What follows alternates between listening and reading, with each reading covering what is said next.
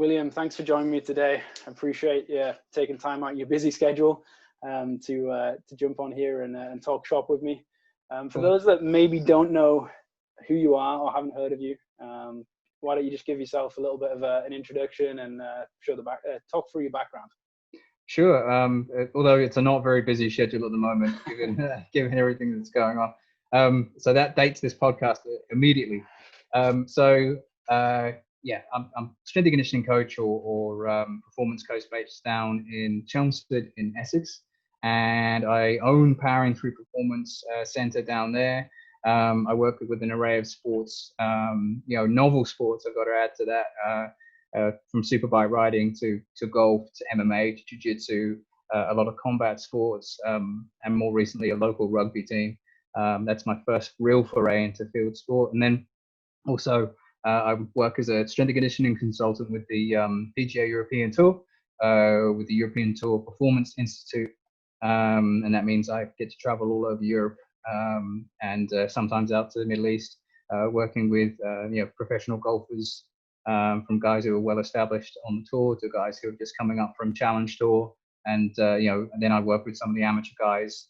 I work with a few regional golf kids all the way down to our junior golf S&C sessions that we run at the gym. So it's pretty varied, sort of athletes I work with. Although I'm in the unique position of not working with many athletes who need to run fast. So keep that in mind when it comes to asking me questions today. So you mentioned there, obviously, and it is a very kind of, you are like literally hitting the nail on the head, novel sports. Like some of the sports I've never worked with, and I can't imagine a lot of other people have as well. But you can definitely I think for some of the listeners, you can definitely take a lot of things from working with those sports. And then like from kind of following you on social media for a while now, like reading some of your articles and Simply Faster, I think you've came up with, like, to use the word again, a novel approach almost to strength conditioning, working with your MMA fighters and even with your golfers. Yeah. So like my first question really is just to, maybe not even a question, but can you get into your compressed triphasic model? That's something that I've been curious, because obviously Cal Dietz kind of brought out his triphasic training, and then people run a lot of different variations of that. Do you mind just getting into how that compressed version works within the athletes that you work with? Yeah, so big advocate of the triphasic system. I've been using isometrics and eccentrics kind of as a novel dosing sort of for regular training. And basically what triphasic gave us was a way to systematize that. And people sometimes complain that, oh, this is nothing new, this is nothing new. What it does is it systematizes the usage of intensive, eccentric, isometric, but not just that. There's also your oscillatory, rapid contract, relax type work in there as well. So it's not just eccentrics and isometrics. People forget that, and people get very hung up on the fact that it is a sort of block sequence system. I try and basically suggest that what's important with triphasic is the application of stress in a systematic fashion. I like alliteration, so it works, and it works fabulously well for that. But obviously Cal and Matt Van Dyke built that model around the college sports cycle, because obviously that's what they work with, and works fabulously well with them. Long, predictable seasons, and so it's easy to fit in a sort of long, lengthy block sequence system. I think that if you run the whole method from start to finish, I think it's 20 weeks. So, and that's pretty much, half a year for a lot of these athletes. So what I found with the population I work with, MMA fighters, combat athletes, very receptive to eccentric, isometric type work, very, very useful for their sports because they're very collision dominant sports. So, that structure, that ability to absorb force, all very, very useful for those athletes. But MMA athletes generally don't have that same yearly structure. So I had to find a way to better adapt the methods for my needs, which is where I started using a more compressed method, which is something Cal suggested.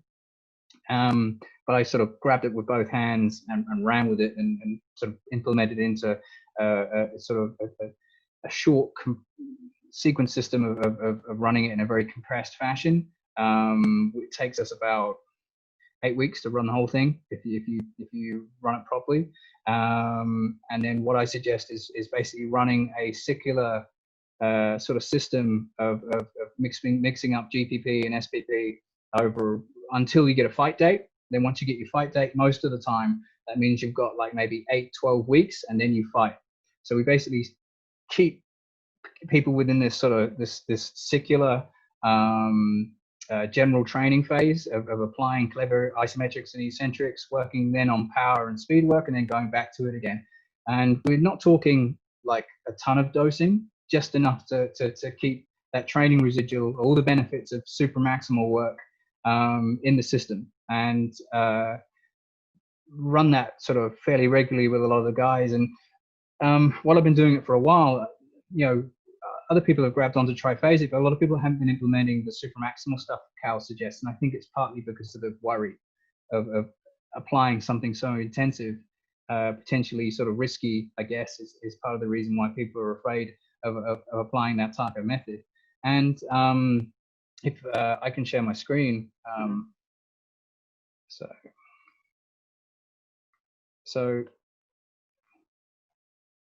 let's quickly shift that. And what generally we're looking at, if I throw that up. So go back one. So basically what we're looking at, you see at the top here, our general camp looks like this. So you've got your non-camp GPP, which for most fighters is just training. They'll do circuits, they'll do runs, they'll do stuff like that. And then generally they'll get a fight. The usual amount of time is like 12 weeks. And then what happens is you get into the whole fight camp situation. So it's okay, now I do 12 weeks, highly intensive work, but usually 1 week off, and then I'll fight. So in reality, you've maybe got 11 weeks. And fighters try and condense a lot into this period of time. And generally, this is what this at the top here is what it looks like. So they'll do their non-camp GPP. This is their regular strength training, usually quite sub-maximal, depending on what coach they've got. And then they'll do 8 weeks of sort of strength work geared towards the sport. So that could be anything ranging from conventional weight training to sort of special methods. So Zercher work is quite popular for fighters.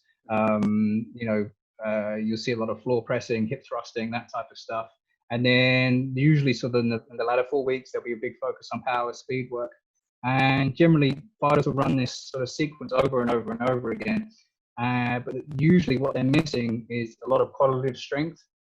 Usually they focus far too much. So the whole vein that runs through this whole 12-week camp process is the overemphasis on conditioning, in my opinion.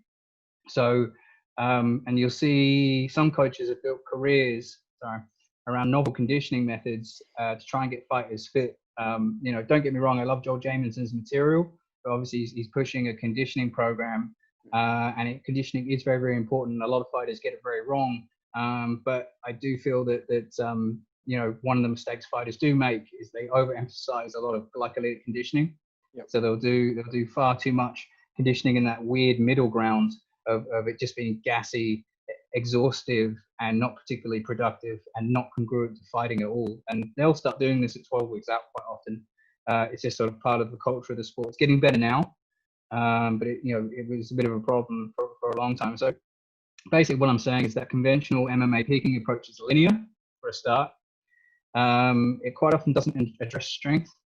And then, it's very conditioning dominated. And the other thing that's a big problem is it's not objective. Now, what the UFC PI did is they come up with a slew of tests that fighters can do to be objective about their training. That document is freely available. You can get a hold of it.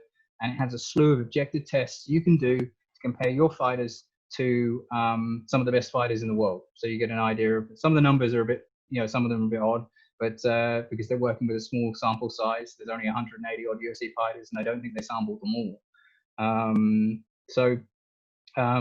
Then what I'm proposing is that what we want when fighters aren't in camp, they want some sort of compressed intensive stimulus, something that has long residuals, so that when they've done it, that carries them through the camp. And what we need is sort of a more cyclical mosaic approach. So the program's highly adaptable. So if you need to shove something off, the fight's announced, you've only got 8 weeks, you can shove it off because you've spent enough time cyclically introducing sort of intensive strength work. So you want this sort of cyclical approach as opposed to just repeat linear sprints, which is what everybody does and most people do at the moment. So if you can build up a system of just cyclical GPP, strength focus, power focus, strength focus, power focus, like we've got here. So, I'm suggesting 4 to 6 weeks of GPP, compressed intensive stimulus, high force, high velocity, followed then by 6 weeks of SPP, power, speed work. So that's, up to 12 weeks, 10 weeks of just this cyclical stuff. What do you do between fights? And it's like just doing this over and over. What a lot of guys do is they'll let their training sort of fall by the wayside. Suddenly it's fight week isn't, they've got a fight date, and then suddenly they spend 12 weeks trying to jam so much into that space and time, and the results are less than ideal. Mm-hmm. So, what I'm suggesting here is that there's this crossover. So you do spend 4 to 6 weeks doing high force, low velocity stuff. It doesn't have to be compressed supra-maximal work. That's just what I prefer. And then you spend 6 weeks of doing high force, high velocity work, and keep that kind of ticking over, because quite often a lot of fighters don't know when they'll be fighting next. And the other thing is a lot of them keep training very, very regularly. So you have to maintain a certain level of robustness, because they're still, if they're going to get hurt, it'll probably be in training. If they get hurt in a fight, it's usually a concussion. So that tells you, the MSK issues aren't happening in fights. Those are happening in training. So you need to maintain a certain level of strength to deal with that stress. So, once you get that fight date, then you switch to that acute, sport-specific training to prepare the athlete for competition. Everything's high velocity. Conditioning should be congruent to what you're trying to achieve. And that's what I'm suggesting with this, compressed supra-maximal method. And then within that, especially potentially in that, like the very first phase, you're using a lot of kind of density training and things like that. And I've seen on your social media, obviously, you're a fan of, I suppose it's density training, but with like mouth taped, essentially. So doing 1 rep bench press, walking across to 1 rep trap bar deadlift, just to help and try and improve the sensitivity to carbon dioxide. And is that something that you're kind of introducing early on for your fighters? And when you first introduced it, if that was what you did, how did your kind of fighters react to that? So funny enough, the reaction from the fighters was very positive. A lot of them said it feels like what happens when you're you're underneath someone and they're trying to stop you from breathing, and they're giving you a hard time. You focus on that controlled nasal breathing, and suddenly concentration improves, relaxation comes into it.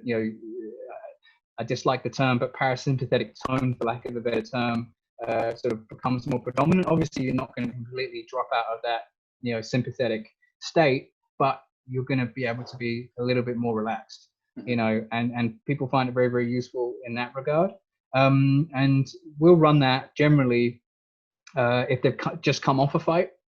Right. And we'll run that sort of post-fight, and as soon as they come back into the gym, because quite often they'll take a couple of weeks off after a fight, then we'll run that GPP cycle with the density type work, either aerobic. The system Cal suggests is based off his system, so quite often I'll do the aerobic work, lactate oriented work, and then we'll do some sort of tendon dominant work for a couple of weeks. Sometimes we'll skip the aerobic stuff entirely because a lot of them have high levels of aerobic fitness. It's not a problem. So we'll jump straight to the lactate-based stuff and then the isometric-based stuff. And sometimes we won't do the isometric-based stuff. We'll just do the aerobic and lactate-based stuff. So it kind of depends on what the athlete wants as well. Some of them don't like doing the 90% tendon-based stuff, for instance. And if I've not got their buy-in, I won't run the method with them. But the aerobic mouth tape stuff, the other thing is the novelty of taping the mouth as well. Some guys just like the change up, so that works pretty well as well. For the first 2 minutes, you panic, you think you're gonna suffocate, but then suddenly you remember that you can breathe through your nose, and you then get into a rhythm, and then you settle. But even when I'm taking a break from it and I go back to it, I tape my mouth. That first 2 minutes is hellish because you kind of forget how to breathe through your nose, most endurance athletes will scoff because most of the time they focus on nasal breathing anyway. They're like, what do you mean nasal breathing? when I'm on a bike or on a run, I try and focus on breathing with my nose all the time. The thing is, you're not trying to fight somebody. The sympathetic tone they're achieving is way higher than what you're getting out of your run. So, you fall into traits like, clenching, mouth breathing, stuff like that. So, and the biggest thing we see with that method is a big drop in resting heart rate. Of all things I've seen, we measure pre-post.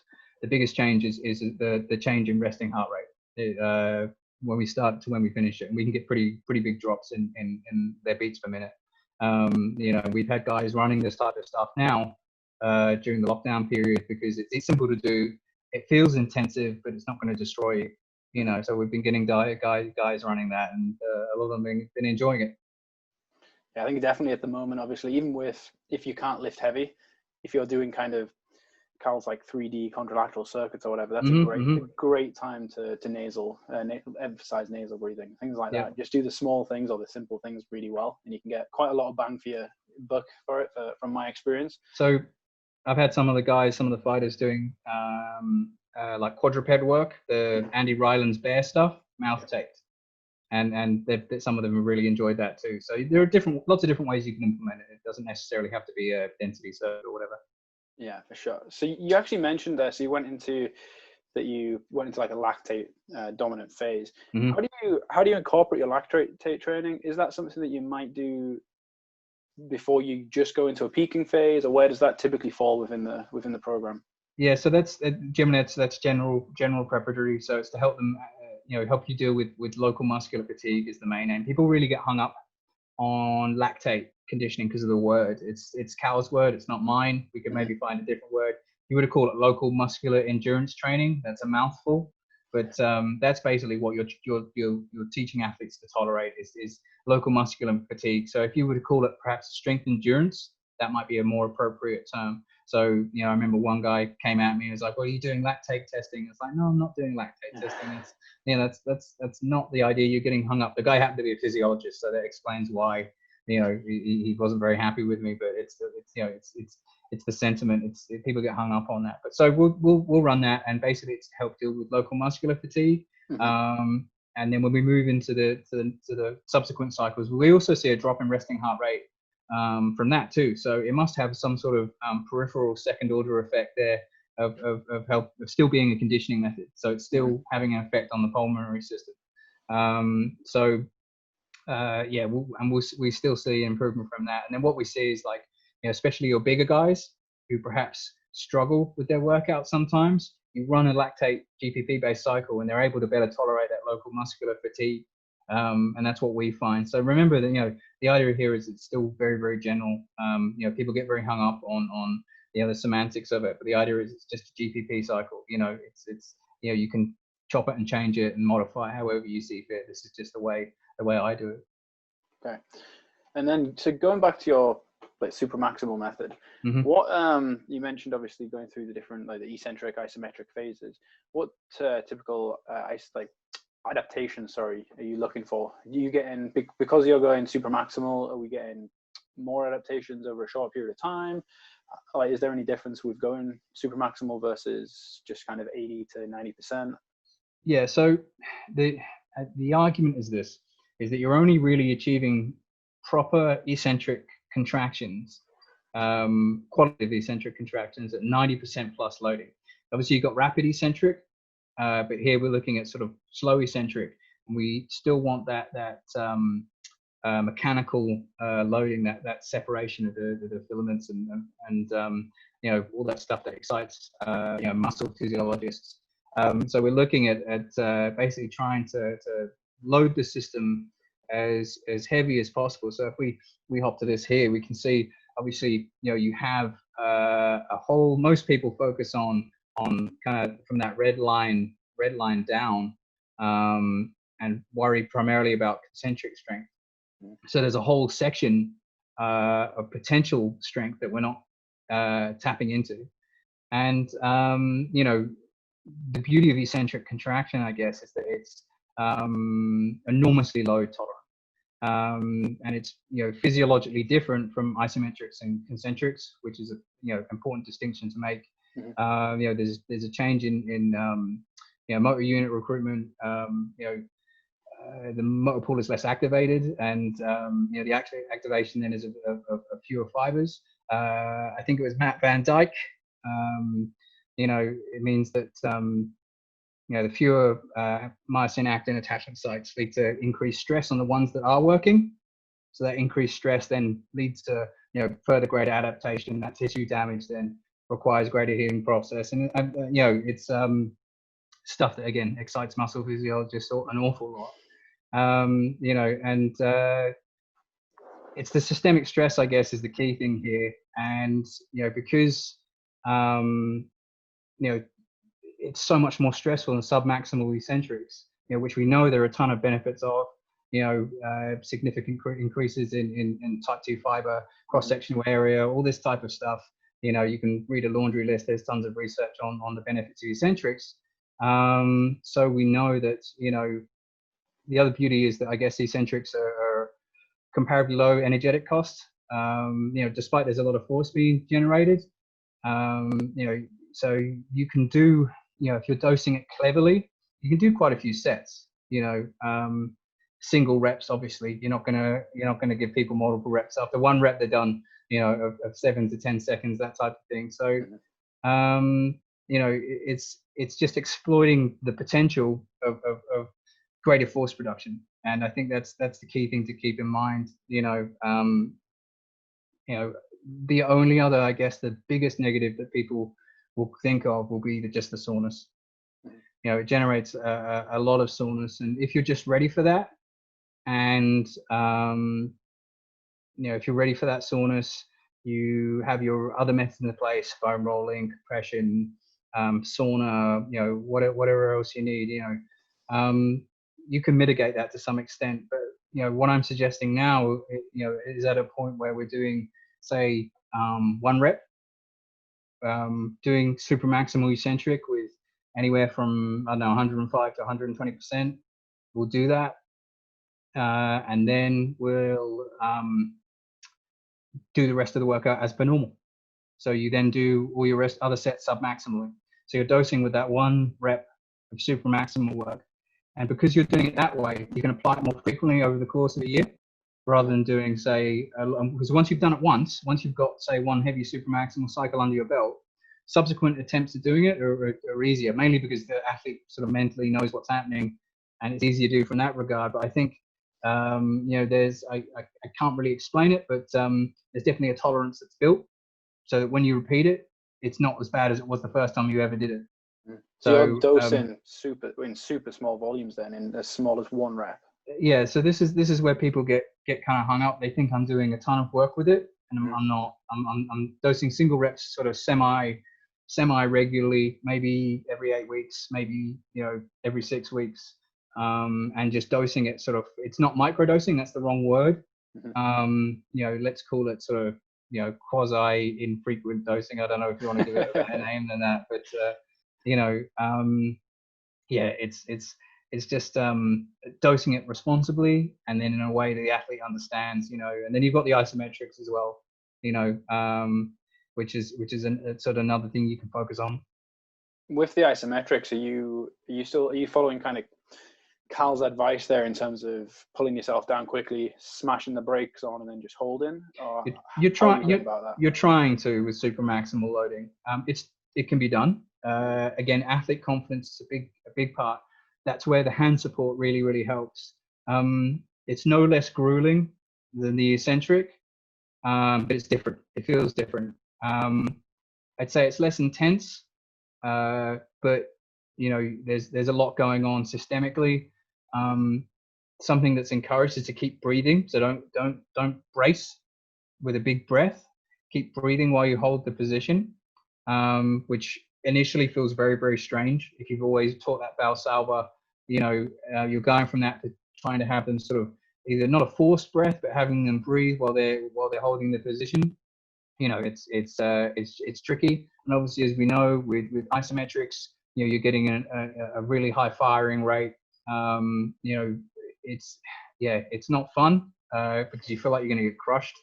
But once you've done it a couple of times, you kind of get used to it, and then it just it stresses the athlete in a way that we find also, gets a bunch of carryover, particularly sort of combat athletes that require quasi-isometric positions. Mm-hmm. They feel that because they can handle that supra-maximal isometric load, maintaining isometric positions then in the sport becomes a lot easier. But again, that's kind of anecdotal. But the idea again is outsized stresses causing an outsized rebound in favorable qualities. Uh-huh. And then does that two kind of questions here. Using that one rep as part of your kind of supra-maximal protocol at the start of the session, do you find that primes the rest of the session? If you're going to run, would you typically run, let's say you're in an eccentric block, you've hit one supra-maximal rep at 110%, mm-hmm. Would you then go into 3x3 at 82%? Yeah, something like that. So you might come down and do doubles at 80%, mm-hmm. Triples, that type of thing. And that's generally how we're running it. Is like that. We'll do multiple sets as well for supra-maximal, depending on the athlete's requirements. Mm-hmm. So if they're in a very strength dominant position, so let's say if they're a heavyweight fighter, we might do more. Okay. Whereas if they're perhaps say front row in rugby, I'd suggest doing more. It depends on how strength dominant they are. If they were a thrower or something, you might want to do more. It really depends, and it does depend on whether they've run it in the past. There's some research showing that the residual for supra-maximal work is really long. And, if you're doing it sort of low dose semi-frequently, you can kick that can of residuals sort of down the road, from a strength training standpoint. So it's worth considering, from that approach. So it really depends on the athlete who is in front of you.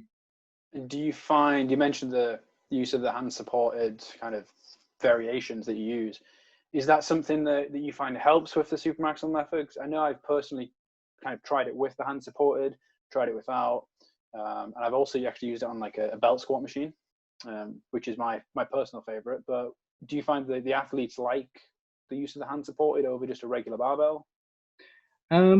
So I generally find the buy-ins much better with the hand support because I remember watching some of the original videos of, I think, some bobsledders doing supra-maximal back squats with like 4 spotters, 5 spotters or something, and just thinking the whole thing just looks so precarious, absolutely bloody terrifying. And it makes sense to hand support it, which is where people get hung up on the execution of the hand supported movement. They think it's all hands and no legs, and it's like, even if there is some contribution from the hands, let's say a 10-20% contribution with the hands, that's still 80% of heavy, is still heavy. So, and people get hung up on the hand support, with those movements. So it's definitely worth the buy-in. Obviously, I break up athletes down to whether their sport has a sort of bilateral or unilateral dominant component. With the fighters, I'll mix it up. But other sports I'll choose based on that. So for golf, for instance, if we're going to do a supra-maximal squat, we'll keep a bilateral stance. Whereas perhaps if they play a different sport, we'll do a hand-supported split squat or whatever, and apply it that way. And then, so we've mentioned obviously working the eccentric isometric phase. Do you think there's potentially too much focus within the field of maybe just always emphasizing like the concentric outputs and not necessarily taking time to look at the different tissue adaptations that we can get from the eccentric and the isometric phases? I think that's entirely why triphasic training found its niche, is entirely because of that taking that concept. People knew about isometrics, they knew about eccentrics, but again, they were never really systematized in a sense that in a way that made sense. So I guess what Cal did was laid out a method that can be applied by almost anyone, submaximally or supra-maximally. You're looking for that sort of that tissue adaptation that can't be found with concentrics. Mm-hmm. And I think that's why it seems to work so well for a lot of people.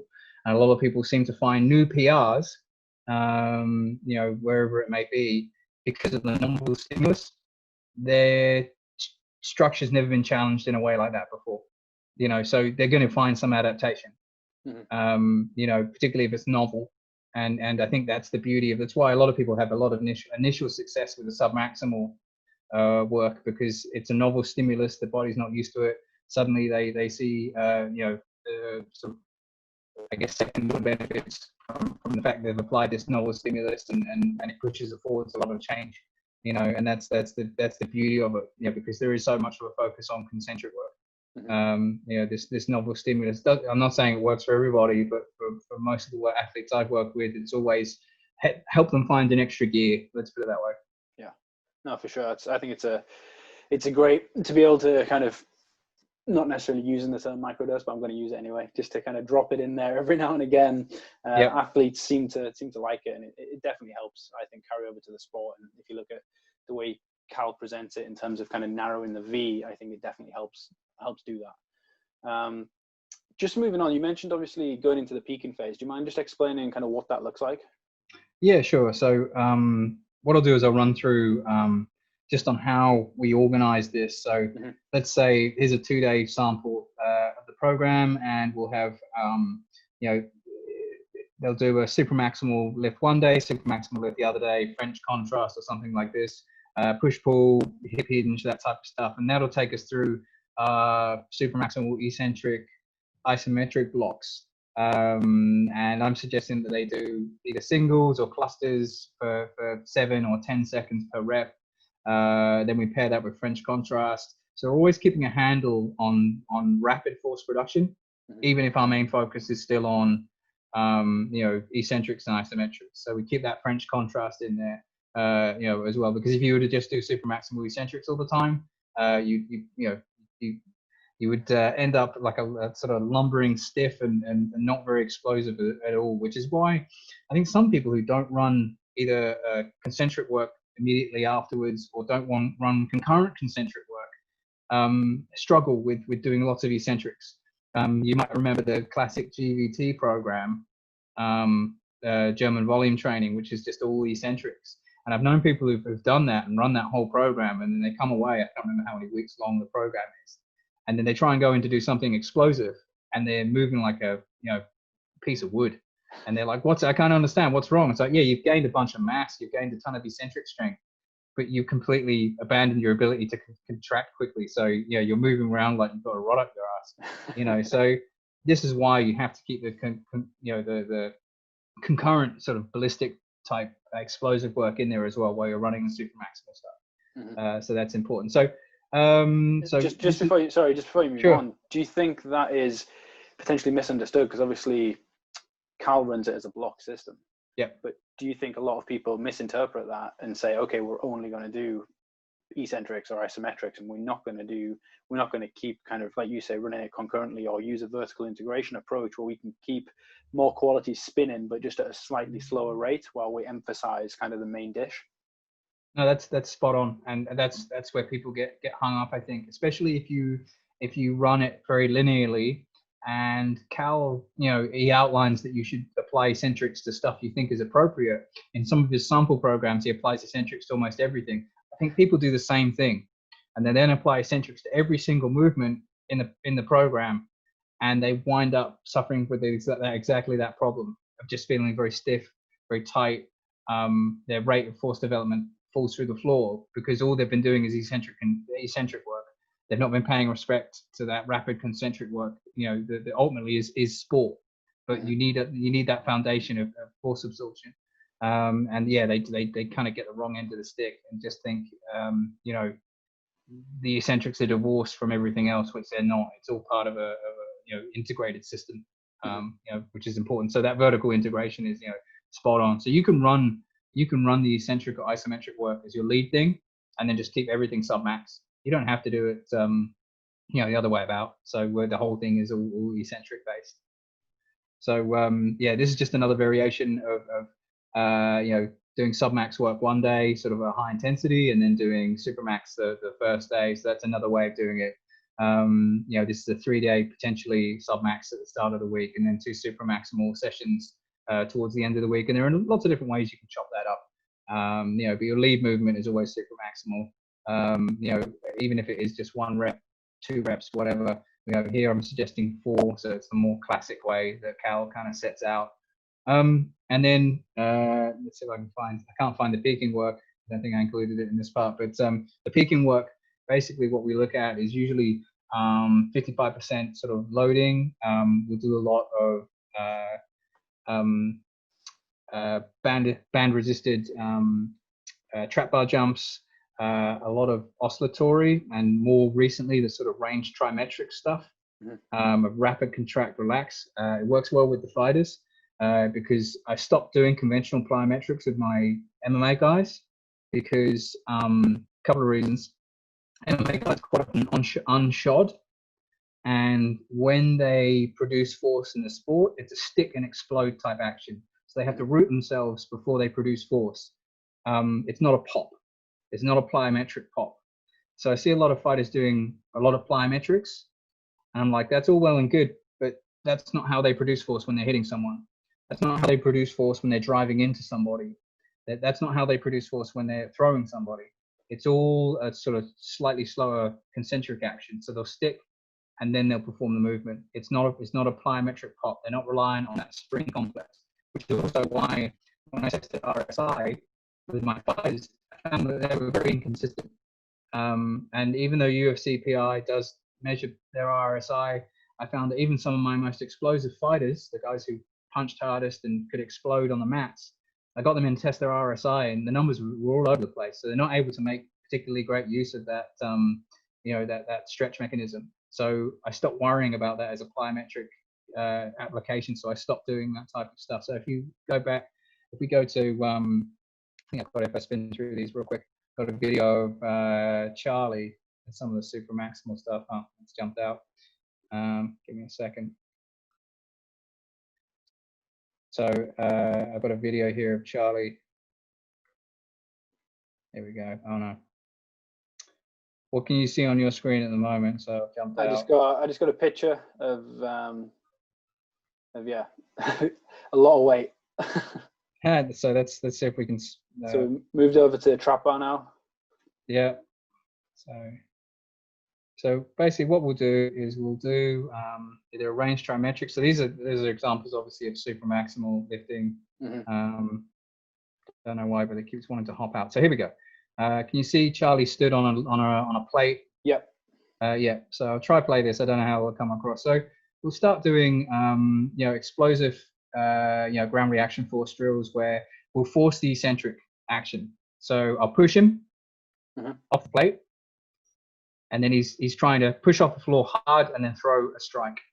So we'll do work like this. So the ground reaction force time is slowed down because he has to absorb the force. So just some jammer pushes there. So if I go back to the video, so I'm pushing him off the plate. What we're doing is we're exaggerating that ground contact time. So I'm pushing him off. I don't know if you can see that. So yep. Push him off. We're increasing the amount of time it takes him to stick. Then he has to try and explode back off the floor as fast as he can. So we're not interested in the spring mechanism. We're interested in him absorbing and then producing force as rapidly as he can. So we're not hanging out on that elasticity. Yeah. So you're really loading the tissue itself and actually that eccentric loading, essentially trying to narrow almost an amortization phase. Yeah, that's exactly right. So. And then he's throwing that strike off that. So we'll do work like this as part of our peaking. It's easy for me to push Charlie off that plate because he's one of the few male straw weights in the country. So he fights at 56 kilos, so he's only a small guy.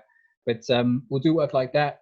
We'll do some range trimetric work as well, which is where we'll have him banded up to an anchor, usually underneath him, and we'll focus on that very rapid contract relax, on off, on off, on off. Looks like they're humping the air. It falls in the category of looks stupid, does good.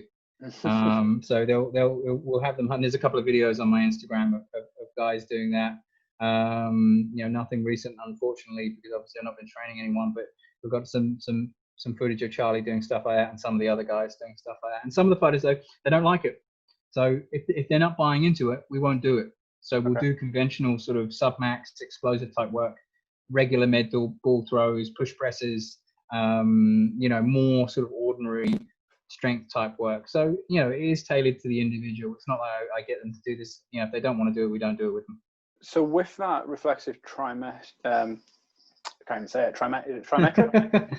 Yes, trimetric. So I've actually played around with it a bit myself. And am I right in thinking, or what are you trying to get here? Because obviously traditional plyometrics utilizing stretch shortening cycle, a lot of the connective tissue, especially around the ankle complex.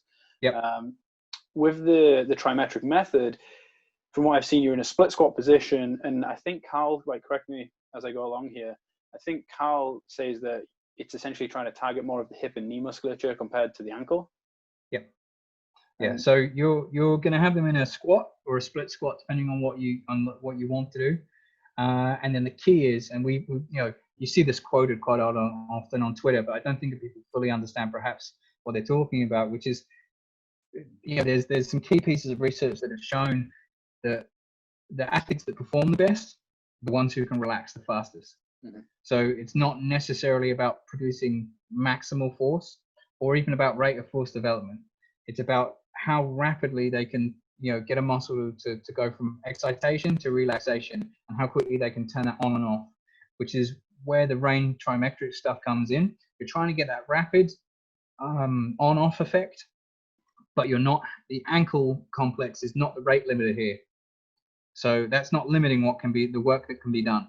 So by taking the ankle out of it, you're then able to get the hip and knee musculature to switch on and off very, very rapidly, which is obviously great if you're training MMA fighters who don't have good ground contact qualities, because again, they're unshod, they train on soft mats, so most of their regular training doesn't benefit someone with that type of ankle structure. They're not relying on that stretch mechanism, so it's for them it works super well, is what I found. And then just while you're on that quickly, do you mind just voicing your opinion? Because I know I've actually heard you mention this before, but we touched on the plyos. The other thing you often see within kind of MMA athletes, coaches making them sprint. Yes. Yeah. So just kind of getting into that one for me. Yeah. So I'm a big believer in if you want to be good at what your primary task, you're best off practicing your primary task.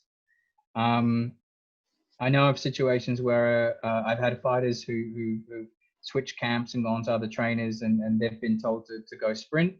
We've had hamstring issues. We've had fighters come out worse for it. Because don't get me wrong, sprinting is let's argue that sprinting is probably for fighters, it's a better GPP activity than it is a sports preparatory activity, because maximal sprinting is greedy, and you're trying to get guys to be better fighters. They're training in multiple disciplines, trying to master multiple domains, and then you're adding a stressor like near maximal sprinting on top of that, and you're expecting a positive outcome.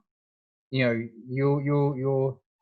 playing a game of buckaroo here with the fighter's physical qualities, and all it takes is some maximal sprinting to because a lot of these times, again, because they're used to being unshod, when they quite often wrestle and grapple, they'll spin the inside of the foot, so they'll spin on the big toe, they'll externally rotate at the hip, which in wrestling is fine. In sprinting perhaps not as good, and these guys have no sprint technical training, and you're wanting to then go maximal, it usually doesn't end very well. And I've had one or two cases where guys have run sprints and pulled hammies, and it's like, well, in MMA, a pulled hammy is often not a common injury. In the actual training, usually it's MSK, knee or shoulder or something, some sort of soft tissue problem. A lot of the time, they don't pull hammies, because they're not achieving high velocities. And yeah, that was sort of, not that I wanted to rub it in that particular athlete's face, but it was like, I told you not to sprint, bro. So yeah, and that's entirely what happened. So I'm, again, as a coordinative activity, GPP, you want to run some sprints, you want to run some hills, go for it. Submax, don't go too hard, know your limits, but fighters are fighters. They're competitive people. As soon as you get one or more lined up against each other and they're running flat sprints, I can guarantee you someone's going to get hurt. you know, so it's just respecting that a little bit, you know, but yeah, as a preparatory tool, you know, particularly during the SPP phase, I don't like it. Yeah, fair enough. Yeah, I think you can call that with your guy that pulled his hammy. It's a teaching moment, Yes, or a yeah. learning moment. Just moving on now, because I know obviously you work a lot with golfers as well. Yep. How is that for you? I know you travel a lot on the European tour. I know there's a lot of different tours. I don't fully understand it, so maybe you can explain that a little bit as well. But how Sure. does that look? I think we talked a little bit kind of before we started recording the podcast that there's similarities that we see between tennis and golf. So we typically see a lot of Bosu balls, TheraBands, and stuff like that. How does that look when you travel? What are your experiences within that world? So I work across 3 tours, you know, with the work I do with the ETPI, and then I work across numerous satellite tours with the work I do privately as well. And basically, you know, I spend a lot of time on the Challenge Tour, which is a more developmental tour. Once you do well in Challenge Tour, you move up to European Tour. And yeah, the culture of golf is one that's only now really just getting to grips with strength and conditioning. Let's call it conventional strength and conditioning, because they've had fitness training, let's call it that, for a long time. But I think part of the problem is that it's not been particularly objective. So and because it's not been objective, you know, they're very, very objective about the swing and about swing mechanics and about analyzing all that. But from a general preparatory standpoint, very little objectivity. You know, but what we're seeing now, because of the dominance of guys who hit very far, that metrics like club head speed, ball speed, distance are all very, very important. So I'm just going to jump back to screen share here. So what we've seen is you know, a change in players' behaviors. So this is part of someone's PhD. So I've not put too much detail in this just yet. But so this is an observation that we did at a major tournament. Total player number was about 150 odd, and basically what we did is we old-fashioned notational observation. So what players came in the gym and what they did, and we noted down what they were doing. You know, it still has a place. And basically the behaviors we observed, that at least half of them were doing some sort of, you know, some sort of mobility work. Some were doing some sort of band work, and then as we work our way down, you know, some were doing some, you know, low force, high velocity work, so throws or jumps, a few things like that. Few were doing some explosive work, and then in the absolute minority, less than 10 out of a field of 150 did any sort of high force, low velocity strength work that week. And this was a major golf tournament, one of the big ones. So that tells you that either they're coming in and they've done all their strength work the week prior, or as a regular activity, it's something they're just not engaging with. And it's getting better. The culture is changing, and we're doing a lot of work trying to educate them as to this. So the third part of the job of the ETPI is education. So we're educating these guys, you know, as to good practice, as to what they should be doing, you know, that type of thing. So what we've done is my 2 colleagues, Simon Riley and Dan Coughlin, basically outlined what we have is like a pyramid of probability of impact of S&C in golf. And, you know, at the bottom, we've got highest probability of impact, and that's long-term injury and illness avoidance. So just by getting stronger, you're more robust. You know, in golf, 80% of injuries are overuse. And we know that we can prevent overuse injuries by about 50% if we do regular strength training. So we know that by just doing regular strength training, you get a nice cumulative impact on performance, because you can practice more, and because you can practice more, you can get better at your technical stuff. So there is a very small transfer to technical ability. Moderately, you know, related to strength and conditioning is the ability to improve club head speed. So if the guys can swing the club faster, they can hit the ball further. You know, guys hit the ball further, win more money. So if you're hitting it over 300 yards regularly, you're more likely to make more money. So it's an issue, and that's how one of the ways to sell S&C to these guys is that if you do S&C, you have the potential to potentially earn more, and that's a good way to get buy-in. Because the bottom line is, we know there's relationships between long hitting and prize money, so you sell it to them that way. So I'm not going to dig at anyone specifically, but if we look at let's call it golf fitness, and this is like the inverse pyramid, so to speak. So the way when I came into golf, I sort of observed the lie of the land, let's put it that way.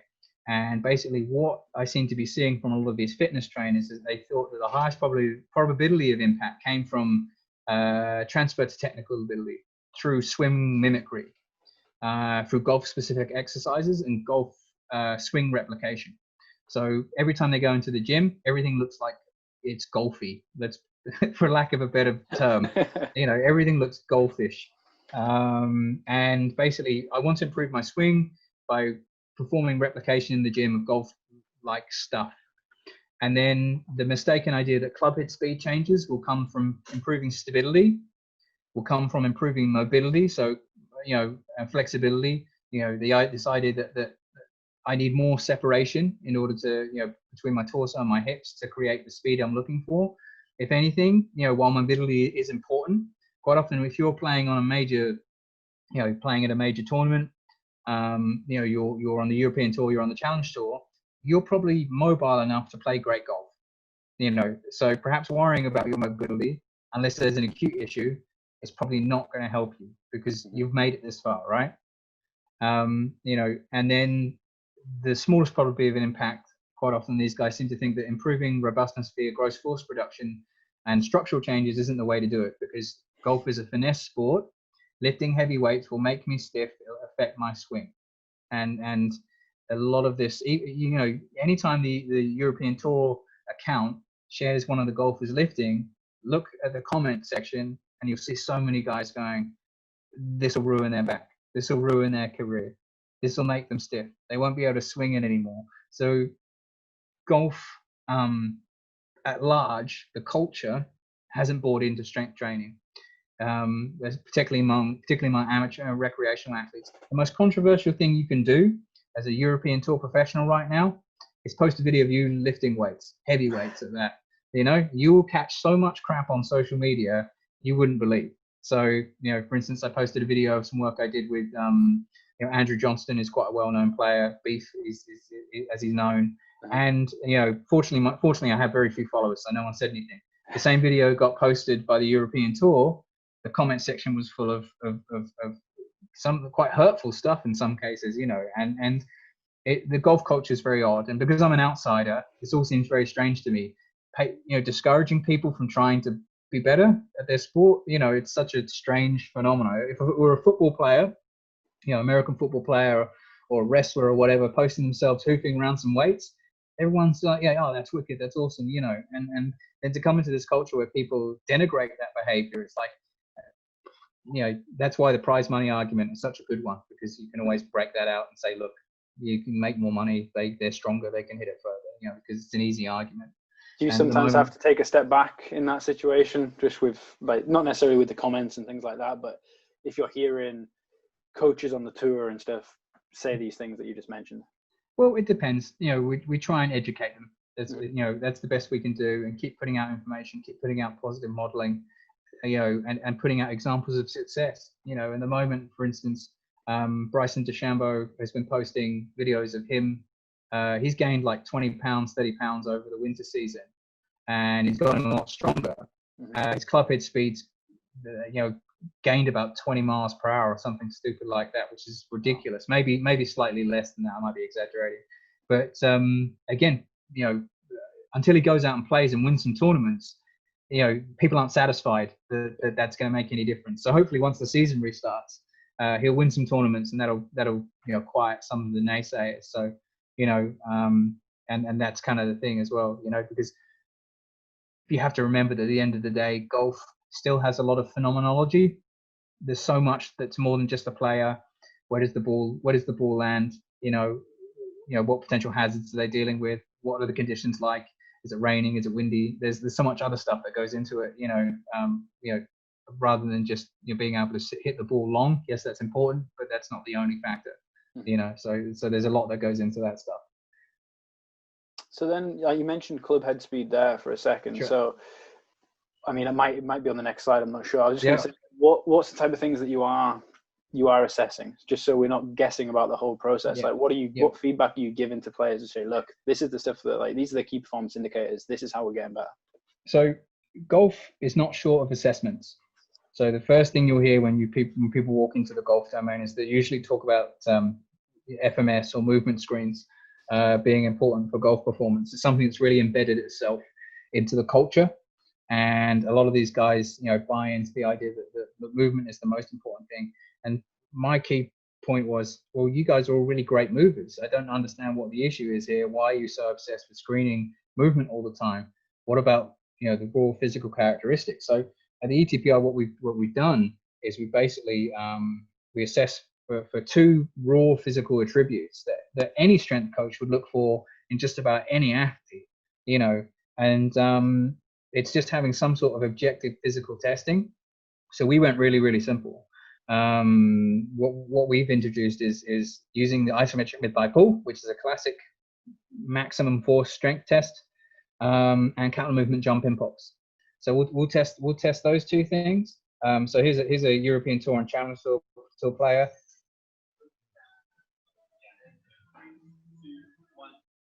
And obviously he's giving it the big one on the mid thigh pull as you do. But we'll post stuff like this, and people will be like, "What the heck is this? We've never ever seen this before," And it's because raw physical testing is such a novelty for these guys, and from that we know that there was a great study done on Challenge Tour players showing a strong relationship between counter movement jump impulse, mid thigh pull, and club head speed. And that's research the tour has done. The paper's out there by Jack Wells, who's a researcher who's connected to the tour and connected to England Golf, and he continues to do great research. And we had a hunch that these things would probably be related, and guess what? They wound up being related. So we know that by improving raw force producing characteristics, we then see an improvement in club head speed and ball speed. And the upper limit on that, I was saying to somebody else that I don't think we're only just starting to get there. But that point of diminishing returns, where putting a lot of effort in trying to improve club head speed sort of starts to peter out. And basically, just by getting golfers generally stronger, we see continued improvement in club head speed and ball speed. And it's not pretty, but it means you're going to have to lift some heavy weight at some point, in order to improve those things.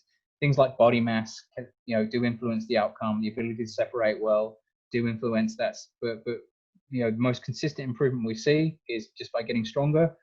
We see an improvement in club head speed, and what we offer in tour is basically testing mid-thigh pull, counter movement jump impulse, and then we stratify that. We compare them to other players because they're intra-competitive. So we'll say, look, well, this is what the upper percentile have as a mid-thigh pull. This is where you are. And quite often they'll go, I need to work on that, Or another good way of applying it is if we've got a guy who's doing some iffy training, we call them in and go, do you want to do some mid-thigh pull testing? We test them and go, well, your mid-thigh pull numbers aren't very good. What strength training are you doing at the moment? And then that way you start to build that relationship and get them to buy into what you're doing. And that's can you compare that data to, I know you said that it did correlate quite strongly, but can you compare that to say, oh, look, this is player X, he's winning these competitions. Are you able to do that to them, or? No, so we try, we do, sometimes they'll ask, but we do try and keep it more anonymous. But we, having guys like Bryson DeChambeau and Brooks Koepka, who like they tell everyone their club head speeds. They put up social media videos of that stuff, and we can say, well, this is what these guys are getting. This is what you're getting. For you to go from A to B, one suggestion we make is that maybe, I never guarantee anything. That's important. I don't say it will improve your club head speed. I always tell them it might improve their club head speed because, there's a ton of other confounding factors as well. But, I tell them it's probably one of the best ways to try and achieve that outcome, So we're very careful with what we tell people, because, again, this is a population that's very sensitive to the language has always been geared around injury prevention over performance enhancement, and we're just trying to get them to buy into that. So, that's key. Where I've been trying to intentionally kick up a bit of a fuss by posting videos of different athletes doing different things. So the key fundamental of what we do is high force multiple modes of contraction. So when I post videos of golfers doing supra-maximal squats, so this is Miles Collins here on the left. He's been working with me for a long time. He's got a club head speed of about 136 miles per hour, which is considered very fast, considering the highest guys on tour have about 125. So when I go, well, this guy swings at 136 miles per hour. Here he is doing a super-maximal hand-supported squat. What do you think of that? And then people lose their minds for a little bit, but it just gets people thinking, And then the other thing they're terrified of is bodybuilding. So here's another athlete, a European tour player, doing some bicep curls, because we know that body mass correlates well to club head speed, And most strength coaches will turn around and go, well, of course, strength training, of course, hypertrophy. And like, yes, I know you guys get it. We all get it because that's what we do, but golfers don't get it. So I'm repeatedly, hitting them over the head with the mallet saying, get stronger, get bigger, get stronger, get bigger. Because it's completely unutilized. Yep. And that's the key thing. And that's why I enjoy working in golf, is because the bread and butter stuff still needs to be sold to them. And because no one's selling it to them, that gives me an opportunity to try and push that stuff, So when other people are getting sort of, talking, I see a lot of talk, particularly high-end sprinting, complex modeling, stuff like that. And I'm like, I'm just trying to get golfers to lift weights and be okay with it, And it's funny because different sports are in such different places, So it sounds like we're fighting the same battle, to be honest, because I'm just trying to get tennis players into the weight room. Yeah. So here's Miles doing a super-maximal isometric. Again, post a video like that and say, this is a golfer doing X, and people are like, what the heck are you doing? And it's like, well, there's a reason why he has the longest drive on the Euro Pro Tour, which is a satellite tour, things like that people can't argue with, It's like, well, here's what he's doing. This is what he's achieving, get on board or get left behind, and that's kind of the message that we've been putting out there. So there we go. So the other thing we put a lot of time into that I've been working on now, once they get strong enough, I start worrying more about separation and ballistics. And one thing I've taken enormously, because I took a good look at all the core training a lot of guys were doing, and a lot of them Palloff presses, and a lot of them were doing cable chops and stuff like this. And I'm like, well, I don't mind that kind of core training, but it seems to exclude something, is the fact that your connection to the ground, and particularly what the hip is doing, is super important. Now, hopefully one day you might have him on, but Vernon Griffiths posted a gem a little while back of it was the movement on the left here, the lateral swing and med ball throws, and he posted a movement similar to that, and then I think he posted something similar to the one on the right with a player with a kettlebell. So I started including more lateral swing work, and what I found very useful for was guys understanding the connection between the torso, the hip, and the floor. Because if you ever perform this movement, the first thing you see is the big toe on the foot on the ground starts to twitch, because you're trying to find stability with the floor. The next thing is you feel it in your glutes, because you're trying to stabilize the pelvis as you rotate in the opposite direction. Sorry, can you just repeat that a little bit? I heard big toe. I think it just kind of buffered a little bit there. Can you just buffered a little bit? Yeah, sure, no like problem. Big toe and glute, I think.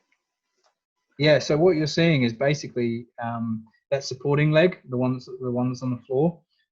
You're finding the floor with the big toe, and then as you're rotating, as you're rotating in towards the leg, you're suddenly feeling your glute an awful lot, because you're trying to keep your hips under control. And suddenly a lot of the guys were finding a really big connection between getting their glute doing what they wanted in the golf swing and separating their hips from their shoulders. And they found this, and again, I've got no evidence to prove it, but all the guys started saying, this feels really good. And then when I go and hit balls, I'm feeling my connection to the floor. And, you know, I could EMG these guys. I could probably do it at some point, you know, in the near future and see if there's anything interesting going on. But the ground feel that these guys were getting with the connection to the separation was, you know, golfish, which appeals to their sensibilities, but B, doing a lot of things I wanted it to do. So we're not just focusing on just separation, because you know what, let's say a golf fitness person would do was they would whack us, you know, a Bosu ball under that, and it's like that's you're not going to find any force production there. We need to keep the ground stable.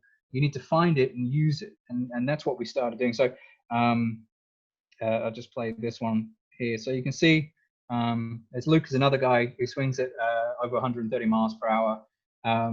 So you can, if you look at occasionally his toe will lift. I don't know if it's particularly clear, but yeah, I got it. It's good. Yeah. So he's kind of finding the floor with that, and then we'll pair that. We'll do sort of because that's quite a slow movement, quite controlled. We'll then pair that with some ballistics and use it as like a contrast type set. And we'll quite often do this as a warm up as well before they go out to play. And a lot of them find it very, very useful. It really helps them connect to the ground from toe to separation. So they really like that. And then this next video over, I think I filmed some of this in Dubai, but a few different variations. I'll just turn the music off.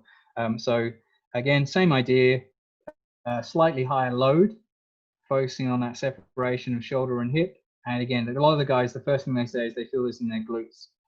There's Luke again doing another variation, swinging in and out of the movement. And again, you can kind of see him shake, the hip shake a little bit, because he's trying to keep that stability in the movement. And there's me, who can't separate. I don't know how that's coming up on yours, but yeah. It's jumpy. I'm not as good at it as they are. You get the idea, yeah. Yeah. So, you know, I'm not as good at it, but you get the idea. Yeah, that separation, and the whole time I'm doing that, my glutes are screaming. So, you know, despite the fact that it's, you know, I'm keep maintaining a quasi isometric position, you know, through the floor, and I'm really feeling the glute as I separate the shoulders from my hips. So, you know, and that's that connection to the ground, that using the glute as you generate separation is super important, because you can separate really well, but if you can't use the floor, that's not worth anything. So that's kind of what we're looking at. And then you know, we started employing more sort of conventional. So this video here is sort of more conventional strength training. So this is integration of isometrics. There's another Euro player, this guy. So just, you know, some isometrics, some reverse banded squats, so just conventional strength training methods, really. You know, nothing that no one's ever seen. But in golf, this is such a novelty. You know, no one's ever really done this type of thing, and just getting this population used to sort of more athletic-oriented training. We do a lot of ballistics, a lot of jumping. So I'm big on box jumps. I'm big on loaded jumps. Even French contrast. So we'll do band-assisted work. So squat jumps as well is another big favorite. I think that's it for that video. And then trying to teach the guys that you know, when it comes to correspondence to swing speed, which is something we've been working on, is that, you know, you build the big blocks first, focus on strength, and then you can start to implement clever, well timed, well implemented ballistics. And the way that looks is, you know, and I've got a sort of jump stroke intent from least specific to most specific. And we'll have guys that, so, you know, work on their vertical force enhancement, we work on their ballistics, and then last part, that part on the far right is intent. And we find the biggest thing with improving club head speed is you get the guys to actually try and swing as fast as they can. No surprise, that helps them swing faster. You know, and again, it sounds trite. People are, that's stupid. It's like, well, you know, it might seem silly, but it actually helps. And what we'll do is we've got some speed sticks in the gym, and we'll set up the swing radar, which gives us a readout in miles per hour, and we'll get them just so as part of, say, a complex or contrast type work, med ball throws and swings. You know, again, we're not trying to replicate technique here. They're just trying to swing as hard as they can, you know, and they're not hitting a ball either. So by training that intent, you know, then when it comes to so if you can swing 135 miles per hour, you know, I'm not asking you to replicate that on the tee. What I'm saying is if you can swing 135 miles per hour, you should be able to breeze 125 under regular conditions, you know, and that's that type of feeling. It's, you know, because people are like, well, do they need to be able to swing 140 miles per hour? I was like, well, no, they don't need to be able to swing 140 miles per hour. What I want is them to have the capacity to swing 140 miles per hour, so that when they hit in their regular shots, they can pull off a 120 mile per hour, 125 mile per hour shot with little effort. You know, that's a you know, going from 100% to a 90% effort. You know, and it's that type of thinking is what I'm trying to encourage. Would you say that's just trying to raise the ceiling essentially, and it's almost, by the sounds of it, that speed stick is almost like an overspeed trained effect when you compare it to the golf club. Yeah, so we use a lightened stick, so we'll get them to swing that as fast as they can. So, you know, and this is tying the whole approach together is that general preparatory, the heavy strength training, you know, the ballistics, the jumping, that raises the floor, and then, you know, that whole raising the ceiling element comes from sort of intent specific work. I'm not giving them golfish exercises to do. I'm giving them an overspeed golf movement to do. And by doing that, we're trying to raise that ceiling. And I think part of the problem is in golf, and maybe the same in tennis, is everyone pours all their effort into the specific stuff. And you know, yes, you can raise the ceiling, but the room for improvement there is marginal. You know, and that's why when we program the sort of intent-based stuff, we'll do it for maybe 4 to 6 weeks and then stop for a while, because that bucket fills very, very rapidly, you know, and so it's all the case of like keep focusing on raising the floor and then focus on the specifics, you know, occasionally, because that tops out so fast. Yeah, 100%. I think like you mentioned there with tennis, it's all, at the end of the day, it's down to, you see a lot of like simulation instead of stimulation. That's the big thing. You never see anyone producing force in the weight room or anything like that, really. Well, especially when you travel on the tour, a lot of the weight rooms are well, as I imagine, it's probably pretty similar. You got to travel a bit of a distance potentially away from the facility to find a good weight room. Yeah, you end up becoming very adaptable. I've programmed some interesting hotel room workouts. I've visited some good hotel gyms and some not so good hotel gyms.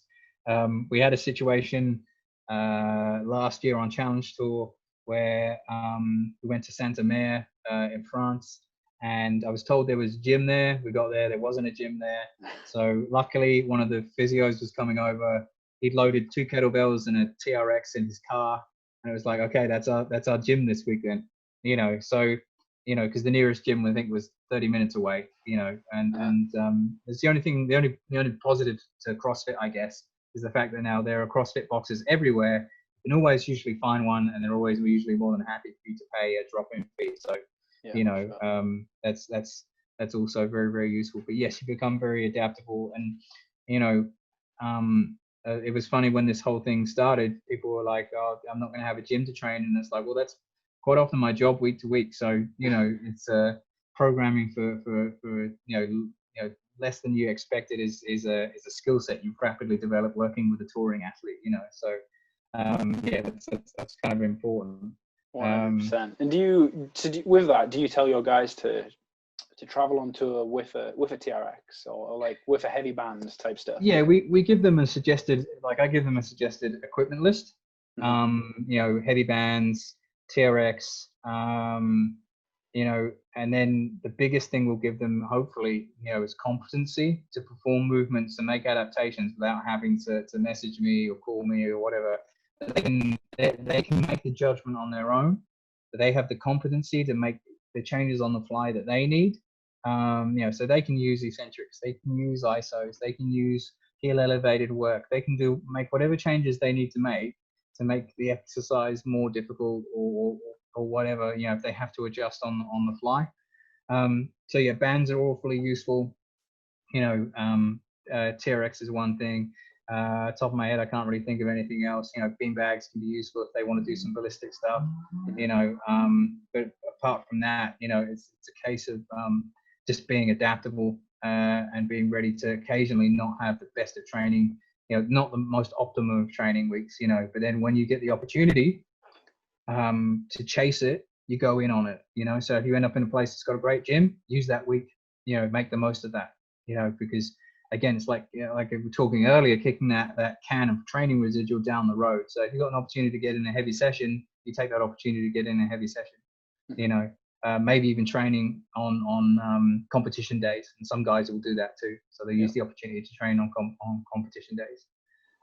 So yeah, so this last one, just linking back to what we were talking about, something I'm implementing with the guys who are now strong enough, because most golfers don't have a broad enough base of general strength that we can employ novel methods like second gen contrast training, which is what we've been doing with a few guys, which is basically a twist on contrast training, French contrast, if you're familiar with it. So what we do is we take the band accelerated movement and change it with an accelerated sports movement. So in this case, you know, Miles here is doing a back squat,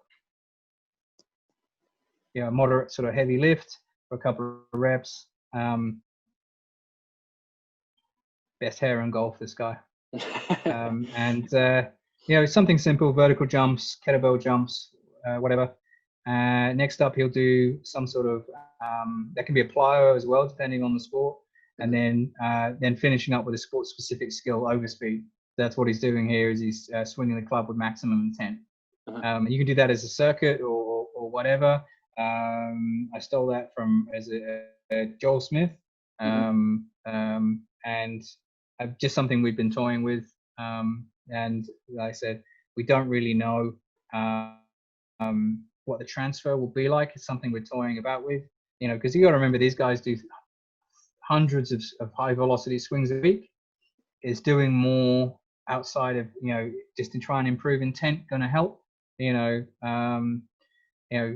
so we might see guys in the near future hopefully getting a 140 plus if I have my way. So you know, we'll have to see what happens in that regard.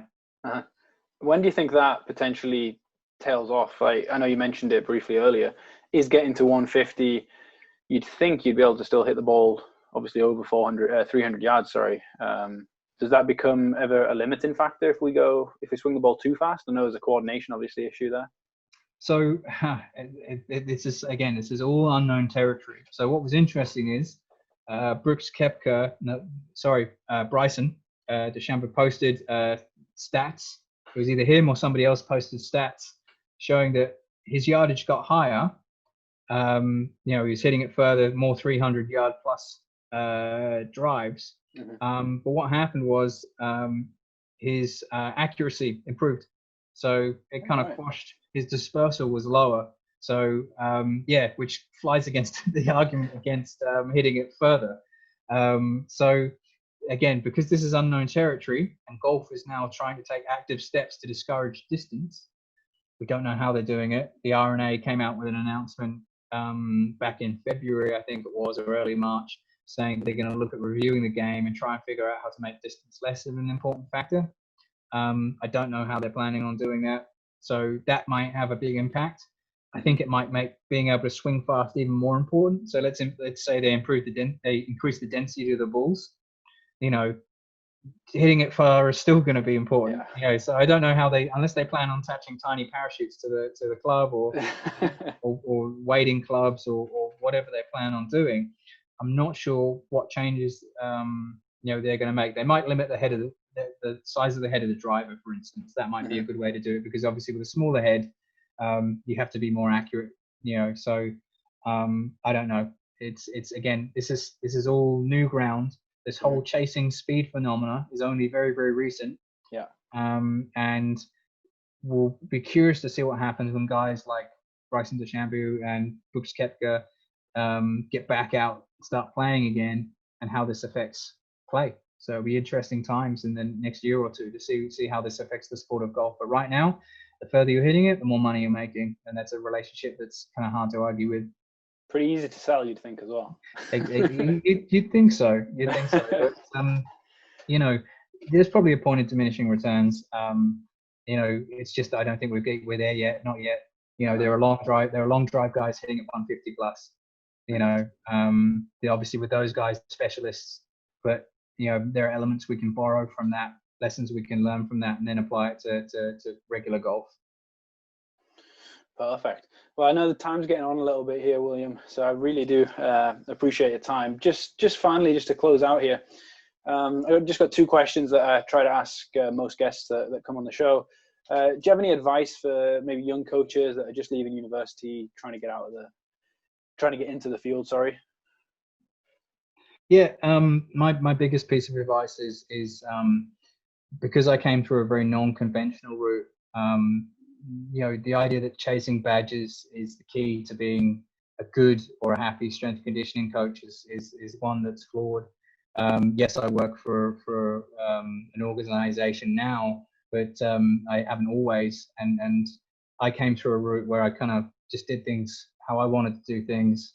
You know, glamorous initially, having to work as a personal trainer, stuff like that. You know, but just sort of, you know, sticking to that ambition of opening your own facility, going that private route, and just sort of working hard to get to that point. You know, you don't necessarily have to go for that underpaid, you know, academy job or whatever. You know, you can, you know, do other things, save some money, get into a position where you're financially secure enough to then, you know, work privately. You know, if not, get in touch. There are lots of private coaches now. You know, that's definitely a viable route. You know, and I know some guys who've left, you know, well-paid jobs working for major teams, and they're much happier because they've checked out. You know, because at the end of the day, I'm in a position where I get to do what I want and train people how I like. And yeah, I have to change. You know, it's more of a business, and each athlete I have to treat as a customer. So you know, there's a whole different dynamic to the whole thing. But I definitely think there's a case for you know, you don't necessarily have to play the game of you know, working for a badge. Not at all. You know, yeah. Perfect. And then just finally, then, is there any books that you recommend? Yeah, so my recommendations are going to be sort of one S&C book, and I'll recommend a couple of that aren't S&C. Really enjoying Mladen Jovanović's Strength Training Manual, volumes 1 and 2. Partly because what I like about it is that he takes a narrative approach to strength and conditioning. So rather than it all being about the hard science, you know, which I don't particularly enjoy, you know, but you know, rather it being about that stuff, it's about the narrative approach of strength and conditioning. That ultimately strength and conditioning is having one foot, you know, in order and one foot in chaos, and trying to bring stresses onto somebody to try and improve them. And you know, that stress requires a little bit of uncertainty, and just it's just a very refreshing approach to strength and conditioning. And I really enjoyed it, you know, because you can come at people being super rational and giving them all the science, all this type of stuff, and the buy-in's not there, you know. So people like narratives, they like stories, and if you can approach selling them your product in that fashion, I think you might probably be more successful in that regard, you know. And then non-S&C books, anything by Nassim Taleb is particularly worth a read. Anti-Fragile and Skin in the Game are great books that have completely changed my perspective on strength and conditioning. You know, it's become sort of a little bit trendy to bash Taleb a little bit just recently, you know, because he can be a bit of a scamp on Twitter. You know, but his books have really influenced my practice, you know, from a risk probability standpoint, things I'd never really considered. And then the final one would be a copy of Marcus Aurelius's Meditations. You know, because it's an interesting read. I'm interested in Stoic philosophy, but the key thing is this: is you read it and you're like, this guy was emperor of one of the biggest empires, you know, most influential empires of all time, and he's got the same damn problems I do. So you know, I perhaps shouldn't feel so bad about my situation, you know. So you know, I find Meditations really interesting read. I have to give that one a read when we order that on Amazon tonight and get it in. It's a great book. Definitely. So I will do that. look, once again, thank you very much, William. Really, really do appreciate you taking time out of your day to come on and talk shop. No problem. I've really enjoyed it. Thanks. I'll be in touch.